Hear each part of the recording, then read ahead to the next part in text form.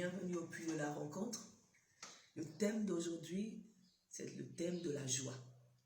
Et notre passage se trouve dans le livre de Lamentations, chapitre 3, le verset 19 au verset 24. Quand je pense à ma détresse et à ma misère, à l'absinthe et au poison, quand mon âme s'en souvient, elle est abattue au-dedans de moi. Voici ce que je veux repasser en mon cœur, ce qui me donnera de l'espérance. Les bontés de l'Éternel ne sont pas épuisées, ses compassions ne sont pas à leur terme, elles se renouvellent chaque matin. Oh, que ta fidélité est grande. L'Éternel est mon partage, dit mon âme, c'est pourquoi je veux espérer en lui. Amen. Ce passage est un élément de joie, ce passage est quelque chose, est une parole de réconfort. Il est vrai que ce passage commence sur des termes tristes, n'est-ce pas? Jérémie passe par des moments difficiles, Jérémie passe par des moments douloureux. Mais s'il veut s'arrêter à ce stade, s'il veut s'arrêter à ce niveau, il aura davantage l'occasion de s'attrister, de se troubler. Mais il a décidé d'être heureux.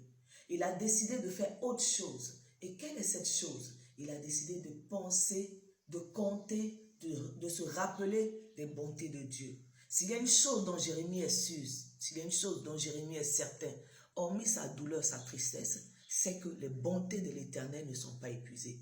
Mon frère, ma soeur, ce matin encore, je veux t'encourager. Les bontés de l'Éternel ne sont pas arrêtées.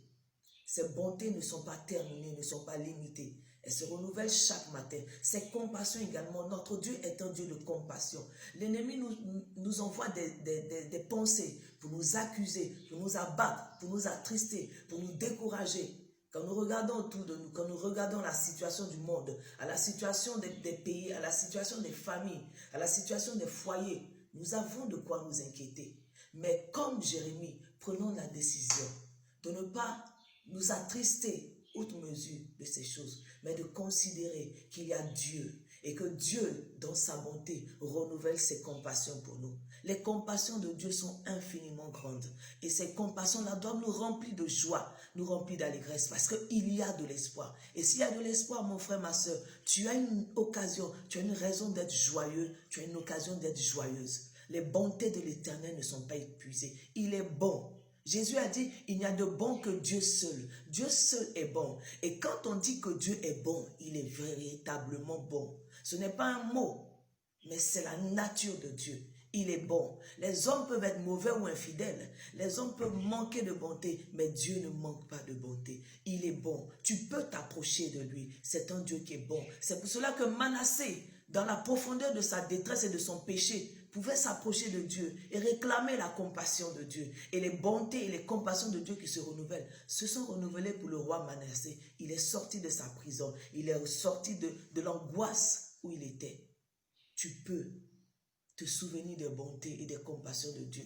Aussi vrai que le matin se lève, aussi vrai que le soleil se lève, les bontés et les compassions de Dieu se renouvellent et se lèvent également pour toi. Saisis cette opportunité que le Seigneur te donne.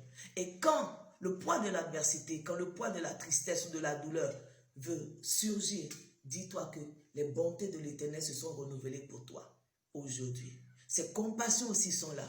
Alors dis, Père, je fais appel à tes compassions, je fais appel à tes bontés.